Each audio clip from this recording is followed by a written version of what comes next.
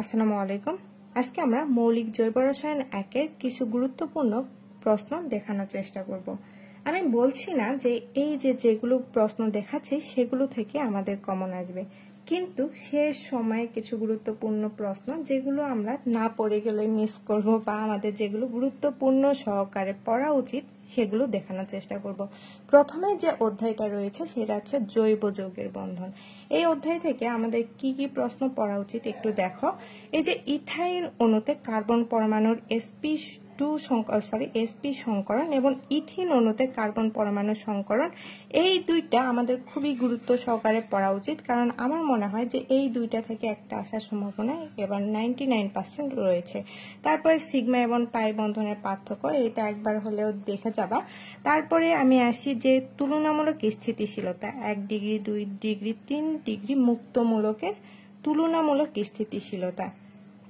এক্ষেত্রে আমি একটা কথা বলি, সেটা হচ্ছে 1 ডিগ্রি 2 ডিগ্রি 3 ডিগ্রি আমরা সবগুলোই ভালোভাবে পড়বো, কিন্তু এমন আসতে পারে যে 1 ডিগ্রি এবং 3 ডিগ্রি মুক্তমূলকের স্থিতিশীলতা দেখাও, অথবা এমন বলতে পারে যে 2 ডিগ্রি এবং 3 ডিগ্রি মুক্তমূলকের স্থিতিশীলতা দেখাও। প্রশ্ন কিন্তু একই, কিন্তু আমাদের স্থিতিশীলতা যদি আমরা জানি যে এটা কিভাবে বের করা হয়েছে তাহলে আমরা ইজিলি পারবো, তাই না? তারপরে এই যে শুধুমাত্র মুক্তমূলক নয়, এর সাথে আরো একটা কিছু অ্যাড হবে, সেটা হচ্ছে এই যে দেখো আমাদের কার্বোক্যাটায়ন কাকে বলে। প্রাইমারি, সেকেন্ডারি এবং টারশিয়ারি কার্বোক্যাটায়নের তুলনামূলকভাবে স্থিতিশীলতা, এই প্রশ্নটাও আমাদের একটু গুরুত্ব সহকারে পড়ে যাওয়া উচিত। তারপরে আসি টিকার ক্ষেত্রে। আমাদের কিন্তু ফুল সাজেশনে ভালোভাবে পড়া উচিত, কিন্তু আমি আবারও বলছি যে এগুলো আমাদের একটু গুরুত্ব সহকারে পড়া উচিত। পুরা সাজেশন থেকে আমাদের কিছু না হোক কিছু কোশ্চেন আসবে, কিন্তু এই কোশ্চেনগুলো মিস করে গেলে তোমরা কিন্তু খুঁজে পাবা না, সেজন্য এগুলো একটু ভালো করে পড়বা। এই টিকার ক্ষেত্রে কনফার্মেশন, অনুরণন এবং আবেশীয় প্রভাব, আবেশীয় প্রভাবটা একটু কম ইম্পর্টেন্ট। যাই হোক, আমাদের কনফার্মেশন এবং অনুরণন এই দুইটা প্রশ্ন দেখে যাওয়া উচিত। তারপরে যে অধ্যায়টা নিয়ে কথা বলবো সেটা হচ্ছে হাইড্রোকার্বন এবং তার প্রকারভেদে পরিচ্ছেদ 1 2.1-এর অ্যালকেন সমূহ। এখান থেকে আমাদের কি কি পড়া উচিত দেখো। আমাদের মিথেনের 4টি কার্বন হাইড্রোজেন বন্ধন সমতুল্য ব্যাখ্যা করে এই প্রশ্নটা পড়া উচিত। তারপরে আমাদের বিউটাইন 1 এবং বিউটাইন 2 এটা একটু দেখা উচিত। তারপর প্রোপেন প্রস্তুতির জন্য উডস বিক্রিয়া উপযোগী নয় কেন, এটা আমাদের জন্য খুবই গুরুত্বপূর্ণ একটা প্রশ্ন। সাইক্লো অ্যালকেন তৈরির 2টি পদ্ধতি বর্ণনা করো।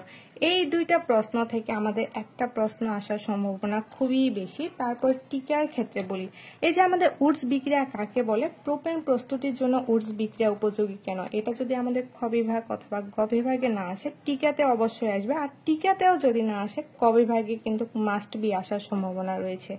তারপরে পলিমারকরণ বিক্রিয়া, এটা একটু দেখবা, কিন্তু কুর্স বিক্রিয়াটা একটু ভালোভাবেই দেখবা, কারণ আমাদের এই বিষয়ে ক বিভাগ, খ বিভাগ অথবা গ বিভাগ নয়তো টিকাতে আসবেই আসবে। তারপরে যে অধ্যায়টা রয়েছে সেটা হচ্ছে অ্যালকিন সমূহ। এই অ্যালকিন থেকে আমাদের কি কি পড়া উচিত দেখো। একটি অ্যালকিনে ওজোনোলাইসিস করলে এক জোড়া ইথানল পাওয়া যায়, উক্ত অ্যালকিনের গাঠনিক সংকেত নির্ণয় করো, এটা আমাদের পড়া উচিত। তারপরে আমাদের নিম্ন তাপমাত্রায় বিউটারাইনের সাথে ব্রোমিনের সংযোজনে 1,2 প্রধান উৎপাদ তৈরি হয়, এটাও একটু দেখে যাবা, কিন্তু এটা অত গুরুত্বপূর্ণ না। বেশি গুরুত্বপূর্ণ বলতে গেলে আমাদের প্রোপেনকে জৈব পারঅক্সাইডের উপস্থিতিতে যদি HBr এর সাথে বিক্রিয়া করলে প্রধান উৎপাদ কোনটি, এটা একটু ভালোভাবে দেখে যাবা। তারপরে আসি জ্যামিতিক সমানতা, এটা লাগবে না হয়তোবা। তারপরে যে বিক্রিয়াটা রয়েছে ডায়েলস আলডার বিক্রিয়া, টটোমায়োজন এবং সাইজেপ নীতি, এই কয়েকটা টিকা পড়ে নিবা, কারণ এগুলো আমাদের আসে বললেই চলে, আবার নাও আসতে পারে। তারপরে যে অধ্যায়টা রয়েছে সেটা হচ্ছে ডাইন্স। ডাইন্স থেকে তোমাদের পড়া উচিত 1,3 বিউটারাইনের অরবিটাল চিত্র, এই প্রশ্নটা দেখে যাবে একটু ভালোভাবে। তারপরে আমাদের অ্যালকাইন থেকে কি কি পড়া উচিত দেখো। ইথিন অপেক্ষা ইথাইনের কার্বন কার্বন বন্ধন দৈর্ঘ্য কম ব্যাখ্যা করো, এটা পড়ে নিবা। তারপরে যে প্রশ্নটা আমাদের জন্য দরকার সেটা হচ্ছে পেন্টাইন 1 এবং পেন্টাইন 2, এটা একটু দেখে যাবা, যদি আসলে আসলো না আসলে নাই, কিন্তু এটা আমাদের জন্য ইম্পর্টেন্ট আছে। কিন্তু মোস্ট যে প্রশ্নটা ইম্পর্টেন্ট সেটা হচ্ছে এই যে আমাদের ইথাইন অণুর অম্লধর্মিতা ব্যাখ্যা করো।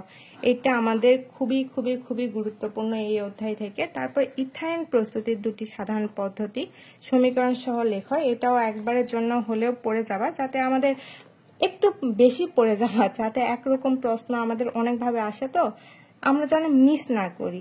মেন কথা যে যেমন ভাবে প্রশ্ন আসুক না কেন আমরা যাতে এই প্রশ্নটা ছেড়ে না আসি, কিছু না হোক কিছু লিখতে পারি, এমন ভাবে পড়ে যাবা।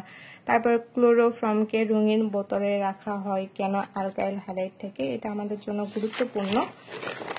তারপরে যে প্রশ্নটা আমাদের জন্য গুরুত্বপূর্ণ সেটা হচ্ছে আমাদের এই যে E1 বিক্রিয়ার কৌশল, E1 এবং SN2 বিক্রিয়ার ক্রিয়া কৌশল এবং স্টেরিও রসায়ন।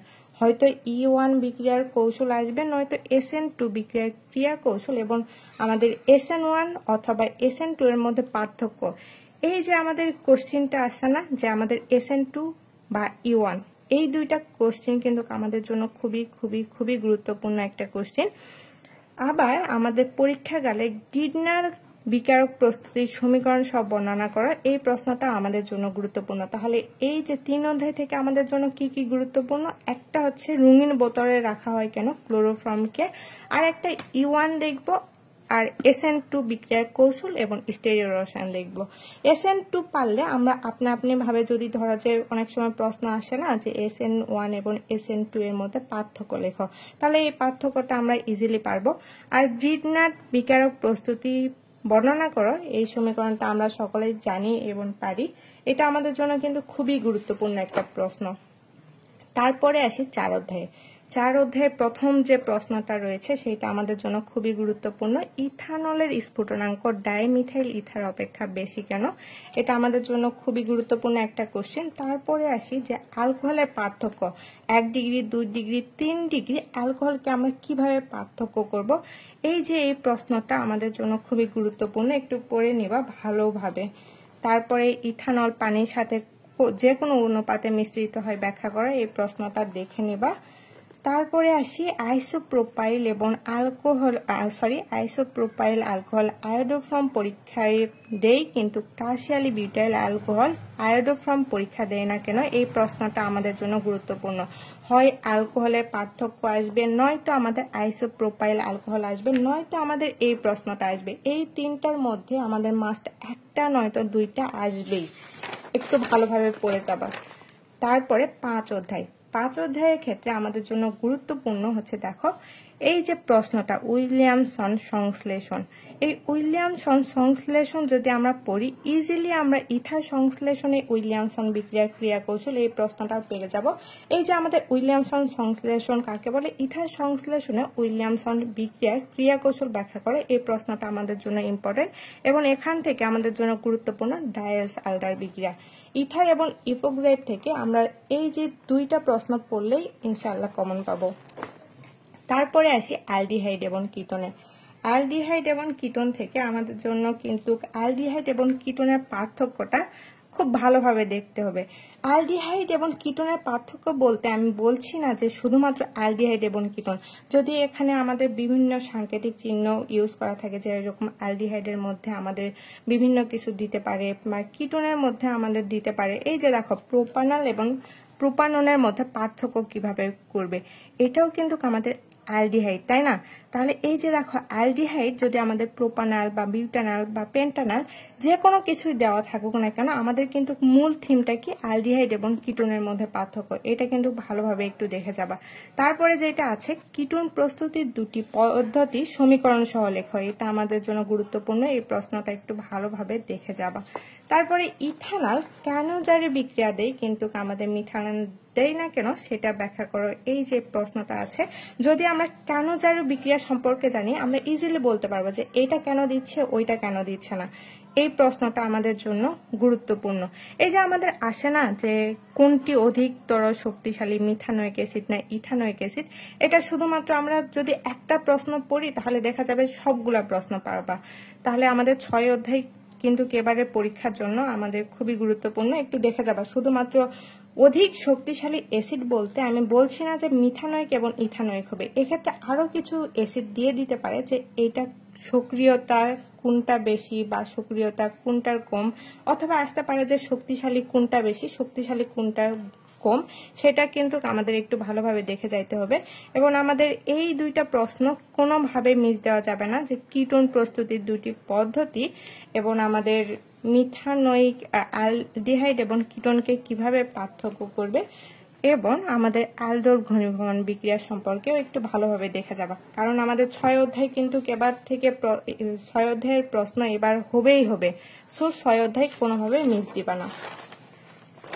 তারপর এই যে দেখো আমাদের এই প্রশ্নটা টিকাতে আসছে, মানে টিকাতে আমি বলছি ইম্পর্টেন্ট অ্যালডোল ঘনীভবন বিক্রিয়া। যদি আমরা জানি যে অ্যালডোল ঘনীভবন বিক্রিয়া কি, তাহলে কিন্তু আমরা মিথানল অ্যালডোল ঘনীভবন বিক্রিয়া কেন দিচ্ছে এটা এমনি এমনি পারবো।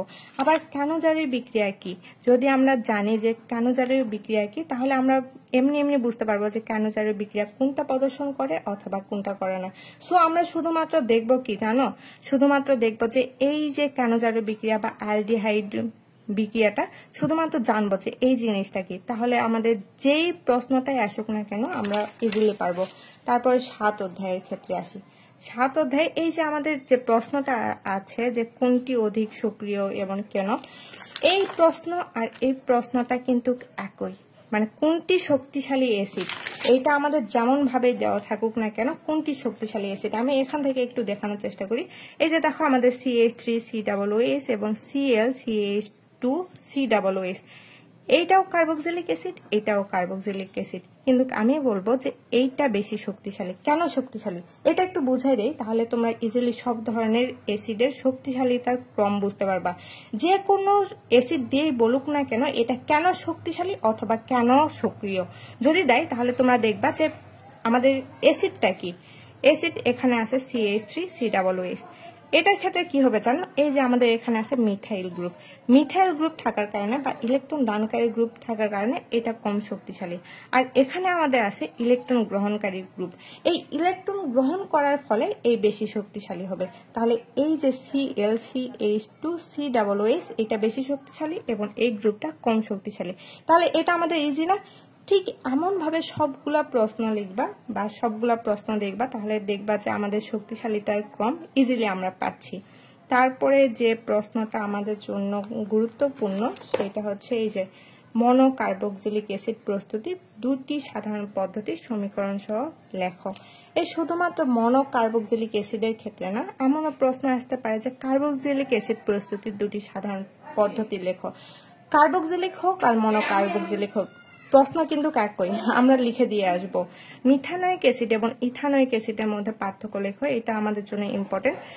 বেশি ইম্পর্টেন্ট বলতে গেলে এই যে ইথাইল অ্যাসিটেট কিটো এবং ইনল উভয় ধরনের বিক্রিয়া দেয় এবং কেন সেটা আমরা একটু দেখে যাব। তারপরে আসি যে আমাদের প্রশ্ন আসে ইউপ্যাক পদ্ধতিতে নামকরণ বা গাঠনিক সংকেত এবং বিক্রিয়ার অংশ। এই প্রশ্নগুলো আমাদের ক্ষেত্রে খুব একটা থাকে না। সো এগুলো নিয়ম দেখে যাব যে এগুলো কি বলছে বা আমাদের গাঠনিক সংকেতের ক্ষেত্রে এটা কি চাচ্ছে। বিক্রিয়ার অংশ, বিক্রিয়া আমরা কিভাবে করি সাধারণভাবে, সেই মূল যে অংশটা আমরা পাবো মূল অংশটা লিখে দিয়ে চলে আসব। আর ইউপ্যাক পদ্ধতিতে নামকরণের ক্ষেত্রে রুলস ছাড়া কোনো কিছু আমাদের সম্ভব না, রুলস মাস্ট পড়তে হবে, তাছাড়া আমাদের ইউপ্যাক নামকরণ সম্ভব না। গাঠনিক সংকেত, গাঠনিক সংকেত যদি আমরা ইউপ্যাক নামকরণ পড়ি তাহলে আমরা ইজিলি গাঠনিক সংকেত পাবো। আর বিক্রিয়াটা এটা আমাদের প্র্যাকটিসের বিষয়, সো যারা প্র্যাকটিস করবে পারবে, যারা প্র্যাকটিস করবে না করবে তারা পারবে না। এটাই ছিল আমাদের অর্গানিক কেমিস্ট্রি 1 এর সাজেশন। আসসালামু আলাইকুম।